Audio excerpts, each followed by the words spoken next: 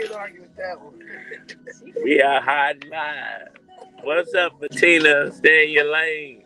You didn't print the flyer? Yeah, I got it. Okay, you got it for myself. Okay, good. You're rocking with the Brunch Bunch right here on Inspiration 1390. It is Tell Me Something Good Tuesday. It's my favorite day of the week because it's community chatter. But listen, I want to tell you something good. Put your hand in front of your face and blow. Did you feel that air? That means you are alive, and that is something good right now. Listen, we got a great show for you today.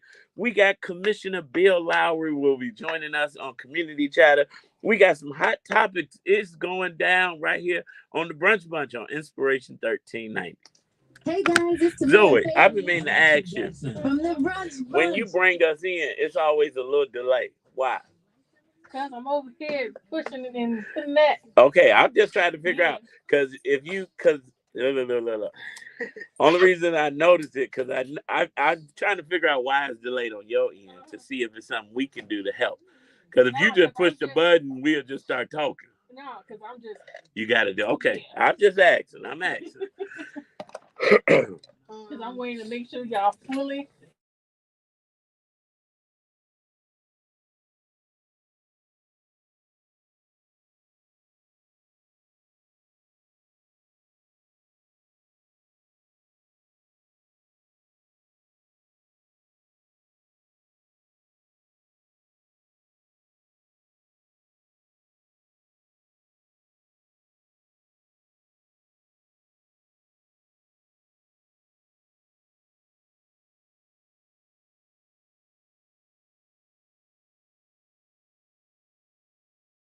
No. There we go.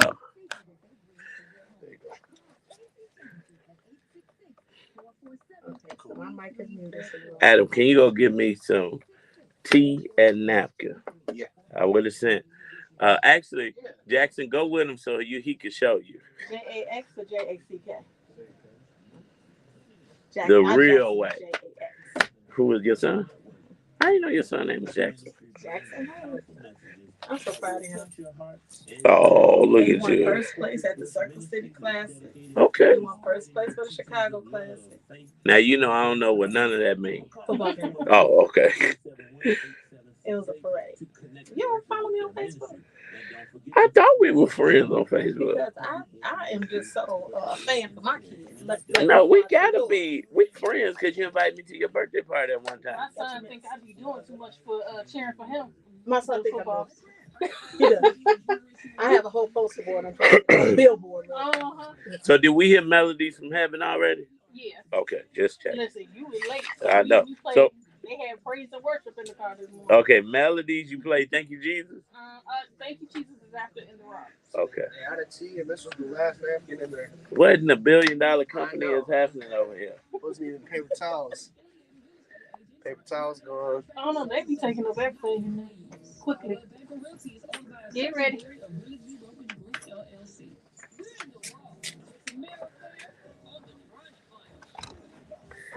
So, of course, this is not Tamara Fair, but this is Action Jackson, and I know this story will be near and dear to Tamara's heart, as it is to mine. A Florida mother and her boyfriend are now facing charges after leaving two toddlers home alone. According to Fox 35 Orlando, the couple left the children without supervision for approximately 8 hours while they went to work on September the 1st. When the couple returned, one of the toddlers was found unresponsive and later pronounced dead. According to Gainesville Police Department, 22-year-old Donria McLaughlin and 26-year-old Sean Lee II were arrested on Friday. Additionally, the couple has been charged with felony murder, 2 counts of aggravated child abuse, and 2 counts of child neglect. The police department adds that McLaughlin and Lee II were arrested after fleeing to Atlanta, Georgia. I mean, they should have chose somewhere else to go. Their bond has since been set at $4.5 million. Additionally, both adults are expected to be extradited to Alachua County Jail in Gainesville, Florida. There, the couple will await, and I quote, further judicial proceedings. According to the police department's public release, authorities and emergency medical service responded to a Florida home on September 1st.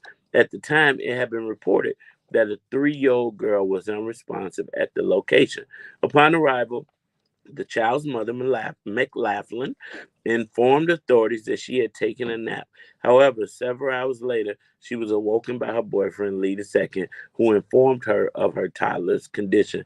The 3-year-old was taken to the hospital and later pronounced deceased. As the Gainesville Police Department continued their investigations, authorities soon discovered that McLaughlin and Lee II left the 3-year-old and her sibling unsupervised alone in the home for 8 hours. Authorities allege that both adults attended work during that time. Additionally, neither McLaughlin nor Lee arranged for, provided care, or checked on the toddlers during their absence. Then, when McLaughlin and Lee returned to the home, they allegedly discovered one of the children to be unresponsive. Additionally, during the investigation, authorities reportedly discovered that Laughlin and Lee II had a history of prolonged abuse and neglect toward the toddlers. The surviving sibling also received treatment at a hospital the day of the incident for a unspecified injury. WCJB reports that the children were twin siblings. I was trying to figure out the ages of both of them. Now, as the Shade Room previously reported, another Florida couple was recently arrested and charged with neglect earlier this month. The arrest occurred after a 15-year-old arrived at school with cockroaches in her book bag. Upon investigation, authorities discovered that the teenager and 3 of her siblings were living in inhumane conditions at the hand of their mother and her fiance. Those conditions reportedly included a home infested with insects, cockroaches, mold, trash, and old food. Additionally, the residence housed multiple animals and lacked a functioning air conditioner, allowing the home to reach 85 degrees of height. Ultimately, 37-year-old Samantha Acker and 36-year-old Christopher Rounds were each charged with 4 counts of child neglect. Now, prior to me becoming a father, I could not understand these inhumane stories about child neglect and child abuse.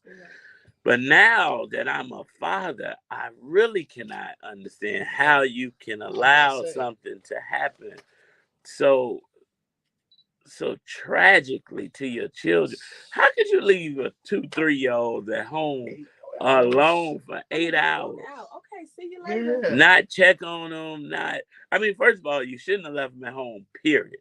But you didn't even have the decency to send people, go home and check on them, feed them. I mean, I know people that treat dogs better than this. That's true. And that is just, it's a travesty. And they're a young couple. And it is no excuse. You know, I was going to say, I understand that we're living in some tough times, but there's no excuse. There's no reason that you should leave 2, 3-year-old kids. They can't even communicate very well. Now they're gonna lose their kids. Now they're gonna lose their lives because they're going to jail, and they deserve it because now this is gonna be traumatic for the 3-year-old who survived because now this 3-year-old is without her sibling, and this story will be ringing through the news forever. But you know what? I thank God for the covering that He provides to my family. But we got to really talk about mental health in this country because for somebody, 2 parents to leave 2, 3-year-old toddlers home all day alone is more than just this is a mental health crisis. So, believers, you know what? I'm going to leave you with this. Thank you, Jesus. Because it could have went another way. It could have been both for the toddler. So, you know what? It's Kamisha Gardner. Thank you, Jesus. Right here on the Brunch Bunch. Up next, Community Chatter with Winona Redmond. Right here on 1390. Hello, Commissioner Lowry. How you doing? Good to see y'all. And Jeff worked for my. How you doing, Mr. Jeff? I'm well. Good to meet you. And anybody Winona has around her is a new best friend of mine. So Winona is connected with all of the right people. Nah, this one here, he done been in major war rooms. Commissioner Lowry is making it happen. How you doing? I'm doing good, man. Good to see you. Good to see Good you. to see you. It's He got great a to be brand new here. baby. He got a brand new baby. Oh, really? And Yeah. so in addition to MJ, he got thanks. Yep. He's got. Do I go in? Are we in? Okay. He'll put you. Yeah, I gotta put y'all Okay. in. The camera's right here. Okay. So as soon as he brings you onto the stage, I was you can looking for adjust that this for myself, and you got the last one. So you get to be seen and Oh, heard. good. All right. Thank you. Thank you.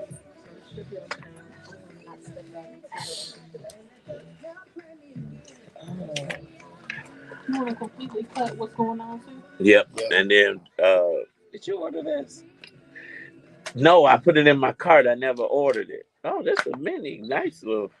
That's the full book. Have you ever seen Joel Osteen's mother's testimony about curative cancer? Mm-mm. My mother had. Watch them all. I'll get you one. Okay. Joel Osteen is diagnosed with terminal cancer. She walked to the front of her from the front to the back of the house, just declaring scriptures. TV church. I give it to everybody. When Mary Mitchell got cancer, Yeah. I give it to everybody. I'm liking this men's health fair. Thank you, brother. I just had a conversation about men before the show with Windy City weekend. I'll be on Friday. I'll be a guest on Friday. That's good. And I'm looking forward to it. It's my third one. yes, yes.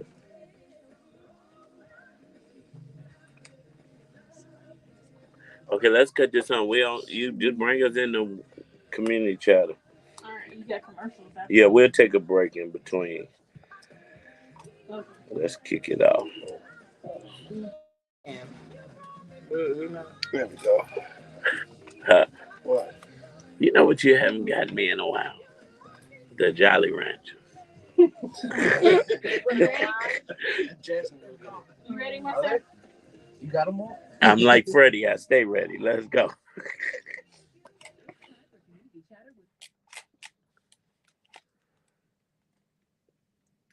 It is my favorite day of the week. Each and every Tuesday, Wynonna Redmond of Wyn-Win Communication comes and brings us a suite of resources, great guests with community chatter. And every Tuesday, I say the same thing. I leave with a new best friend, a new resource, a new community partner. Look, sometimes a new business idea. And so we want to welcome back Wynonna. Woo, woo, woo. Thank you. Always good to be in the studio on the number one show. Woo, woo, woo, woo, woo. It's Chicago, and there's every day there's something. Today is it could be prostate breast cancer, it could be anything. But I'm excited to really work with Wyn-Win Communications. More than 50% of our business and our focus is health. Mm-hmm. And so to have been at the University of Chicago's dedication for their new cancer center last week, I had to step away from the program a few times because Mom just died of cancer July 4th. But the service and the treatment, the advancement, but we had Kwame Raoul, our Attorney General, speak about his battle with cancer and his parents and his grandparents that, all succumbed. Yep. But to have Chicago as the center of excellence for cancer and for all types of health, it's important. Very. So, and then there's a big event this Saturday where the Trauma Center is inviting folks to come and join them at University of Chicago. They also are preparing, you've got Dr. Selwyn Rogers. So Saturday is a big day, but in studio today is a great friend and just an inspiration. And when you have somebody that's on fire, Commissioner Bill Lowry has been an attorney for 30 years. Forever. He's 36 years. But since he's been a Cook County commissioner, just one of the most passionate activists, but when you tell your personal story, he's a prostate cancer survivor. What did he do with it? He's getting ready to do his 3rd annual Men's Health Summit. But just so much that you do as a policymaker, but as the passionate professional person that you are. We are blessed to have you. So welcome to Community Welcome. Chatter. Woo. We don't believe in hidden figures. With Community Chatter, we believe in making sure we shine a light. So come on, bring it with us. Well, first of all, it's always wonderful to have an opportunity to not only see you, Wynonna, but to be here. And I thank you for all the good things you're doing, my brother. Thank you. But it's also great just to be able to talk to our community. I mean, and there's nothing better than that. I'm excited. I'm having my third annual Commissioner Bill Lowry Men's Health Fair coming up on Thursday. That's this Thursday, September 2 days 28th. away. That's it. Day after tomorrow. It's going to be from 5 p.m. to 8 p.m. It's going to be at Apostolic Church of God, and that's 6320 South Dorchester. And I want everyone to just stop by. You don't have to pay anything. Just come. We're going to have 45 different community partners there participating in the job fair. I'm going to be co-hosting it with a number of electeds who I really do everything with because we're like-minded. So Clerk Karen Yarbrough will be with me. I'll be joined by Cook County Commissioner Dennis Deere. Absolutely. All right. My brother from another mother. Congressman Jonathan Jackson, Alderman David Moore, State Senator Robert Peters will be there. Senator Maddie Hunter will be there. Representative Cam Buckner, just all of my extended family. And we'll be there just to see everyone in the community. We're going to have all kinds of offerings. So we're going to have health screenings. We're going to have fitness training sessions, mental health services, dental care resources. Those will be provided by my wife for almost 33 years, Dr. Cheryl Watson Lowry. We're going to have a property after death forum. We're going to have blood drive. We're going to have a furniture giveaway. And that's going to be with my brothers that I've been working with, Black Men United. So if you need a nice new couch, you come to my men's health fair and you'll leave with a nice new couch. We're going to talk about COVID vaccinations. We got a strain coming that's going to be really serious. So we got to be ready for it. We got to stay vigilant. And then we're going to talk about prostate cancer awareness. September is Prostate Cancer Awareness Month. I'll be talking about prostate cancer, not based on what I've read, not based on what I heard, but based on what I've lived. And I'd love just while we're here to be able to just share a little bit of my testimony relative to that. When you tell me to go, I'm going. Let's go, yes. Well, let me start off by saying this, and this is the message. If the brothers and sisters out there don't remember anything else that I say, remember this: no man should die from prostate cancer. But in order for you to make sure you don't die from prostate cancer, there's certain steps that you have to take. And I'm going to illustrate those steps based on my own journey. Okay. So first of all, every man should have a physical with their doctor at least once a year. One way to make sure you don't forget it is to do it the same month of your birthday. And I follow my own advice. So this was October of 2019. I had my physical. And part of the physical should always be the drawing of blood. And based on the drawing of blood, there is a test that is you can run, and it is called the prostate specific antigen test. That's your PSA test. Yeah. And what you want is a reading 4 or below. Well, we had mine in October of 2019, and my PSA level was 6.8, obviously elevated. So you got to then peel the onion. So while you're having that examination, your physician also should do the digital exam. No, I know, and I've heard a lot of brothers that say, I don't want to have a prostate exam because I don't want the digital exam. Brothers, you're talking about 2 or 3 seconds, and it can save your life. So with the digital exam, your physician will feel your prostate, and your prostate should feel like a sponge, not like a walnut. So when we did the digital, my prostate felt like a sponge. That was good news. But again, that PSA was elevated. That then led us for a follow-up to see what was going on with the prostate. So we did a pelvic MRI. And the pelvic MRI showed there was some inflammation in the prostate. Now, that inflammation can be cancerous, but it can also be non-cancerous. It can be inflammation from other causes. So they're definitely, you got to expect it. And as we get older, most men are going to have some type of issue with the prostate. So following that inflammation, that led to a biopsy where snips were taken from the prostate to determine whether or not cancer was there. So following the biopsy, I got a call from Northwestern that said, based on the biopsy, no cancer. So I went, because look, no one wants to hear that they have cancer. You just don't want to hear it. Nobody. 5 days later, my specialist calls from Bali.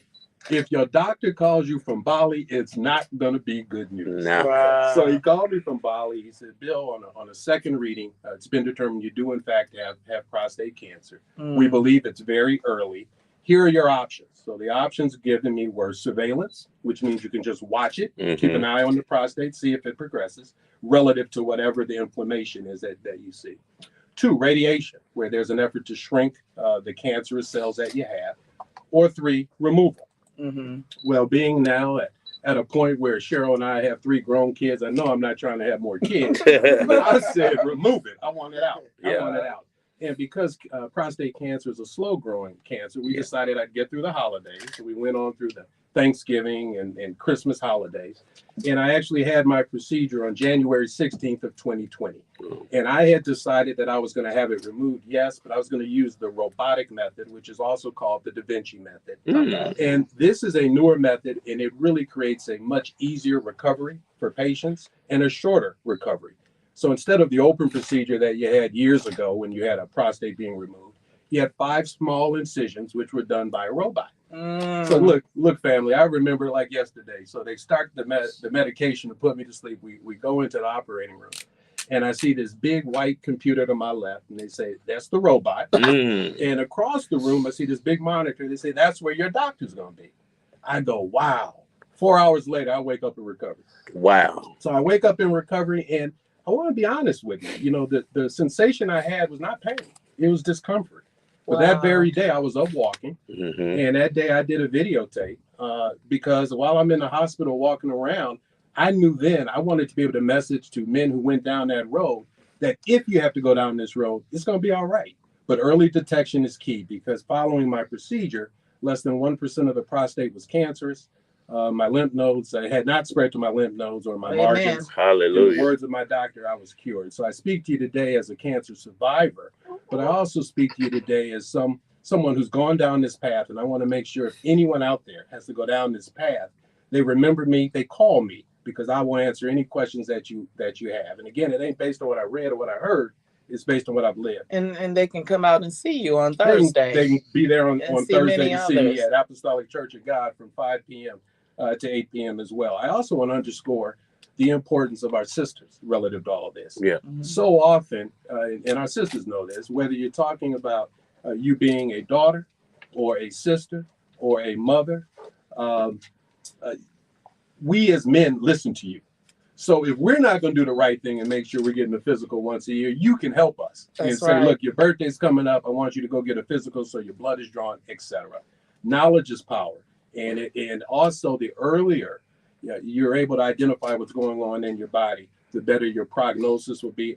Otherwise termed, the better your future will be, your recovery will be. And that's what's so important. No man should die from prostate cancer. What often happens is brothers don't know they have it. And again, it is slow growing. But by the time they know something's going on in their body, that cancer is spread to the bones or some other part of your body. That's what takes you out. So let's not let prostate cancer be that cause. And that's so important to make sure that we stay on top of it because Black men's health, in particular, the women have to push it because getting men to the doctor is not always easy. And, you know, we did years of fundraising when I was public affairs director at Dominic's with the prostate, with breast cancer. Breast cancer much easier. Prostate, you have to get men out, and so they had to go partner with the Major League Baseball in order to get men to work with prostate cancer. But thank you for all that you do. But your testimony is, you know, so powerful, and so to have all of these providers coming out on Thursday. And then having been an employee of county, you know, making the case for the new county hospital many, many years ago, to know that the county, you know, everything from the hospitals to the clinics to, you know, the just that, you know, and I know you mentioned Commissioner Deere, you guys are partners in so much with the Health and Hospitals Commission that the county is leading the nation, not just the city or the state, but really a leader in the nation. Well, Commissioner Deere is not only my colleague on the Cook County Board of Commissioners, he's my brother. And he has recovered just based on God's grace from a lung transplant. And together, we not only understand that we're here because of God, but we also understand that God has placed us here so that we can be messengers for others. And that's something that we both are just absolutely committed to doing. And the truth is, while we're doing this health fair on Thursday, and we'll do it every September, in recognition of Prostate Cancer Awareness Month. Other types of cancer will be discussed as well. So whether you're That's talking about important. breast cancer, colon cancer, we'll have the specialists there who can talk about it. We're also going to talk about high blood pressure, high cholesterol. There are a whole lot of different things that are taking us out. Knowledge is power, and early detection is key. And that's our messaging. That's our messaging. And it's so important because you're covering everything. Mental health has been so big. Absolutely. To have that at your fair. And then, I don't think there's a better state than Illinois when you look at policymakers, because you guys are passionate. Yes. And you deliver, you bring it home. When, Congressman Davis always talks about having the most hospitals than any other federal official right here in Chicago in his district. I think he has 23 hospitals. That includes Northwestern, but also in Senator Maddie Hunter. Yep. We had that 4-pillar legislation from the Black Caucus, and that again, all these health collaboratives. Senator Hunter, I know from my lottery days, she sponsored the Ticket for the Cure. And reintroduced it when it expired. So all of you guys make a difference by not only making sure resources are there, but your message is so important that nobody should have to die, but the access to healthcare, the access to these to follow through. And I think the education that comes out of these pieces are so important. Well, no, and I have 8 hospitals just in my 3rd district. Wow. And I collaborate closely with all of them. But one of the issues that I continue to talk about, and we're going to keep on talking about it, is the import of preventative care. Yes. And, too many folks in our community, you don't have a primary care physician, use the emergency room as that. We can do better than that. We just have to make sure that we make available to our community the resources so that you can have your own doctor. You can get in there at least once a year to be evaluated. In big picture, you're going to save a whole lot more money if you catch something on the front end as opposed to on the back end. There's no question about that. Save money and save lives. That's it. And that's really the main reason why I serve. And you talk about the 4 pillars. I can't thank the Black Caucus in Springfield enough for those 4 pillars. Those 4 pillars have guided my service as Cook County Commissioner ever since. So, of course, a big component of the 4 is healthcare, including mental health care, but also economic equity, also education, and I'm pushing for apprenticeship programs and then criminal justice reform. Those are the 4 pillars. And if we as electeds plug into those 4 pillars on behalf of our community, we're going to see a better tomorrow than we have right now today. Yes, and trickling down to Juneteenth, Illinois. Oh, yeah. The county, led that legislation where, then the state followed and others. But Juneteenth, Illinois, just seeing how your leadership, with your brother Deere, Commissioner Deere, and you, and a whole lot of others. A whole lot of them. Yeah, but all of that work, this was one of the best years. And now it's a nonprofit and is now giving scholarships. But Juneteenth, Illinois, every Juneteenth at Malcolm X College, there's been scholarships awarded, but healthcare, all of the 4 pillars, the justice, the healthcare, the education. So that was another important part of the work that you guys are doing. And if we have a moment, let me just let me brag a little bit about Provident, because you reminded me when you talked about the scholarships that we've made available through Juneteenth, Illinois. Last 2 years, we've had scholarships that have been awarded by Provident Hospital to students from our community who are studying for careers in healthcare. Oh, wow. So I'm very excited about that. And I'm now in my 2nd term as commissioner of the 3rd district, but just during my term at Provident, we have cut the ribbon on a new dialysis center. And I'm going to be honest with you. But I'm gonna be honest with you. At that press conference, I said, "Well, this is all great, but let's not forget we got to stop giving our kids blue juice and cinnamon rolls." Well, there you go. But then after that, we also cut the ribbon on a new MRI center. And I just told you the pelvic MRI is how we determined I had prostate cancer. Wow. And the MRI is often used to diagnose breast cancer, all types of pathologies, and rule out pathologies. So I'm very pleased about that. The other thing at Provident. Last October, for the first time in 11 years, we resumed ambulance access. Oh, that's a game changer for our community. Oh, yeah. For all those years, if you had something acute going on, you bleeding, you had to get from our neighborhood to some place where that ambulance could be received. Now you can go right to Provident. Wow. So I am very pleased with everything that we've done, and we're not done yet. We're going to do a rebuild of Provident in the next couple of years. It's going to be a lot of millions, and it's going to create the kind of healthcare right in our neighborhood that we deserve. Healthcare is a right. Well, you know what I love, Commissioner Lowry. I'm loving everything you're talking about. But I know once these great initiatives happen, you're not looking for the people to say Commissioner Lowry did it. You want them to say God did it. This Ernest Pugh, God did it right here on the brunch spot. This is all of God. Yes. You know, I actually pray for infused knowledge.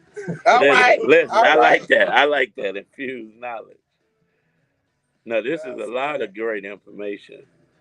Preventative care is big. It's And huge. it has to be on the top of the list in our communities because unfortunately we are so reactive instead of proactive. And I got a story as an entrepreneur. I never forget. I don't, as a man, wasn't going to the hospital as much as I should, and I needed to go to the hospital, but because I'm a small business, having my own health insurance is very costly. But I didn't have any, and they said, "Oh, go to the local clinic. It's income based." And I went in that room, and the lady was filling out the paperwork, and she said, "You know what? You don't qualify for our services." I said, "Well, you know what? I'm convinced that this country wants black men to die." She said, "Why is that?" I said, "Because I can't afford my own private insurance and I'm making too much to get help." And before you know it, she said, "You know what? Let me take you to the back." But it's like, why is that's the combo I got to have? We should have better access to health care across the board. 100%. So what you're doing is great work. In 2 minutes, we'll be back and we're going to finish and pump it up. Remember Rolando, who opened Providence? I was, where am I drawing the plan? Come on, when it first opened? Yeah. Dr. Williams? No, the administrator at the county. Don't listen to Rolando. Did you check the break room? Did you check the break room? The break room, there's nothing. There's no napkins or nothing. In Not there. napkins. I'm talking about Oh, for Jolly Ranchers. Oh yeah. today. No, I'm just kidding. They down there. You getting put out. Tina Hammond said, "Commissioner is speaking the truth." Want me to go get them? Yes. Okay. My husband is a survivor. Going to the doctor is key. Early detection. Otis has prostate cancer, but he's been dealing with it probably 15, 20 years. But luckily, he found it very early. Good. And he's 81 now, and Praise be to God. no medicine. He just go to get his levels checked from time to There you time. go. Good. But we know people who, men or women, that just don't go to the doctor enough. And by the time we find out, it's because you got some aching pains, and that means it's too far. Right. I'm gonna scrap the rest of the songs. Yeah.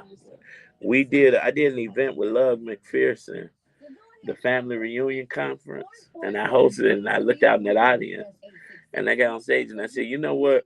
We cannot be having a conversation about the family with no men in this room." Mm-hmm. I said, "Now here's a bigger issue."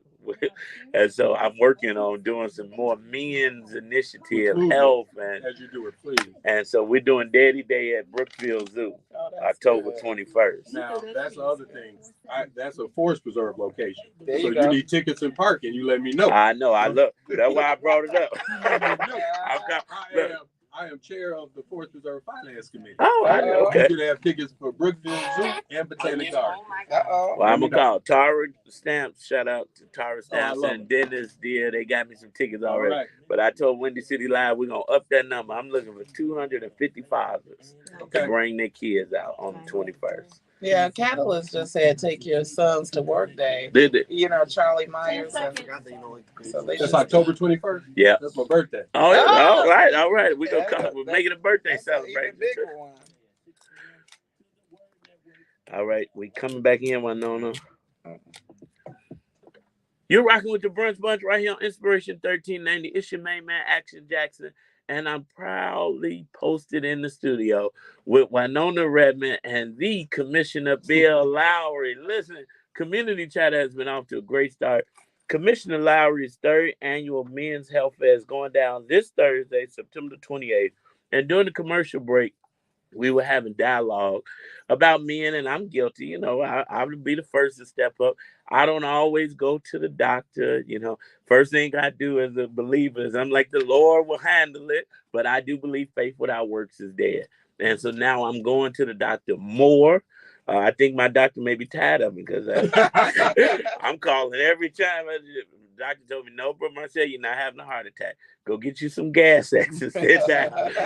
But that's how serious it is. So I'm excited about what you're doing, and I'm glad that Wynonna brought you today to shine the light so that we can get more brothers out to the event. Right. And we need the women who are listening to make sure the brothers are coming. Exactly as you said. You've got, we have to ask our brothers, our fathers, and our nephews, our godsons. We got to ask, have you had this test? Right. You have to have that conversation because they won't do it necessarily voluntarily. Everybody not like Marcel. But I love what you said about healthcare is a right. And one of my mentors was Ruth Rothstein. I worked with her at Sinai, and she worked her way up from admitting to president of Sinai before she went over to County Hospital and made the case for the new hospital with John Stroger. But her whole thing was healthcare is a right, not a privilege. Right. And it's so important that we follow through. So thank you for what you're doing with the health fair. But you represent all four pillars. The justice piece, the cash bail. I remember you speaking at Juneteenth, Illinois at Malcolm X a couple years ago and just being passionate. So we got a few minutes left. When you look at the justice footprint for the county cash bail, we know we have so many issues from immigration, but justice continues to be an issue when it's just us. And but what do you see? What do you see under the whole county? I know we got Fox, not running again, but what can we close out talking something about your justice piece as the attorney that you are? No, I appreciate. I heard you preach. No, and I think I'm gonna start calling you and Dennis. You a Reverend Doctor, but you attorney. And but I heard you talk about cash bail before anybody did, and you almost preached a sermon on justice and the fairness. Yeah, and economics. And it continues, Wynonna, because as we sit here today, you look at our penal system, and that is really Exhibit A of the institutionalized racism and discrimination that we've seen for years and years and years. As I sit here today, we have just under 6,000 individuals being detained at Cook County Jail. Out of the individuals being detained, 75.4% are African American. Of the 75.4%, 96.1% are African American men. And of the individuals who are being detained, 49% have been determined to have a mental health concern. That tells me we have to do something different. That tells me when I look at the recidivism rate, which is much too high, we know we can lower that rate with three things. We need to make sure our returning citizens have jobs to go to, transportation, and housing. Wow. If we're purposeful about creating those resources, instead of just putting more resources into the penal system, you're going to see a whole lot of improvement going on throughout not only Cook County, but this country. And I'm sick and tired of those who for years have been saying, lock them up, being the ones that are hurt. That is not the answer. That's it. And as long as I'm here, I'm going to talk about ways that we can empower members of our community when they get out of that system, or keep them out of that system in the first place. Prevention too. That's it. Restorative justice. That's it. And that's the issue. I see so many young men. I got one of my mentees with me now, 19. I'm taking them everywhere with me because I want to show him something, because you can only be different when you see different. That's right. And you gotta see it to be it. You got to see it to be it. But I see so many people come home and have no help, no resources, anything. And then they end up going right back. Well, see, Wynonna got me going. So one thing that I've come to believe, I'll be very quick. One thing I've come to believe is if you think as an elected you have all the answers, you're misguided. And I went to Cook County Jail so I could listen to the brothers and sisters who were in there about the answer relative to this violence piece. And what I heard time and time again, and you just said it, Action Jackson, when you get out, you need wraparound services. Yep.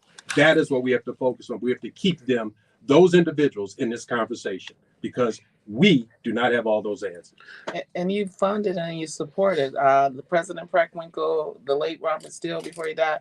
They gave, I think St. Agatha was one of the beneficiaries of a $100,000 county grant.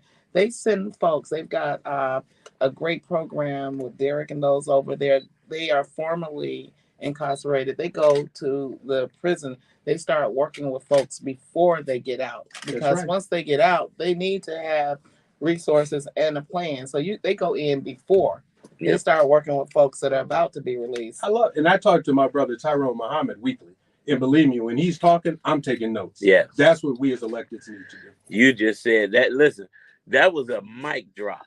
Listen, you can end on that because it is past time that we keep electing people to go speak for us that don't understand us, that are not listening to us. I heard Willie Wilson say this once, and we were in the room at the Mid-America Club, and he said, we got all these people passing out turkeys to a group of people who don't even have gas on to cook the turkey. And a white lady, good friend of mine, came up to me and she said, Marcia, I don't know if it's my white privilege or ignorance. I didn't know people live without gas or stoves. And I said, yeah, it's happening. I said, but unfortunately, we have people at the table that don't want to listen to the people who are actually going through these things to help change it. So Commissioner Lowry, right there, listen, I may have to move to your district. But no, that is great stuff that you're doing. And Wynonna is, of course, I say every week, you got a new fan in me just sitting here listening. I've been a fan, but a new fan. Keep coming back. Wynonna, every week you do it. You never cease to amaze me. You know, I want your Rolodex. No, we're rich. We're rich, and it was just my dad watches. My dad, Bobby, watches Hidden Figures all the time. He watches it like several times, at least once a month. But we've got folks that need to have the light shine on them. And Commissioner, I'm so glad that you are well. Thank you, and I'm so glad that you are doing so much to help others be well. Thank you for the resources. Thank you for the wisdom, the passion. I got a question for your wife about when we might need implants and all of that. Right. That's a whole nother show. We gotta get you. I'm coming. You know, you got mental health and all of that. So thank you. I'll see you on Thursday. And thank you for everything you do. Listen, thank you. Believers, don't meet us there, beat us there. This Thursday, September 28th, from 5 p.m. to 8 p.m. at Apostolic Church of God on 63rd and Dorchester. Unfortunately, we're not out of resources because you can get them at this fair, but we are out of time. I encourage you to keep Love 24 alive. Tell someone that you don't know that you love them. Tell someone that you do know that you love them. Love will begin to spread like a wildfire. Believers, we love you. Baby Eminem, we love you. Up next is AC Green. After that, Pastor DeAndre Patterson with the afternoon drive. We get it done all night long right here on Inspiration 1390. I love it. Eminem. He had to go from MJ. Now he got 2 M's. So he got Eminem. you helped me last week. I said, Wynonna wouldn't have said that, we still would have been calling one baby name. See you, Facebook. Commissioner Lowry came in and dropped so much. Please share. We will post this. I wrote all on mine, but you got the digital copy. Yeah, we're going to post this on our Instagram and Facebook pages. Share it. Listen, bring the brothers out. Drop them off, pick them up, whatever you got to do. See you later.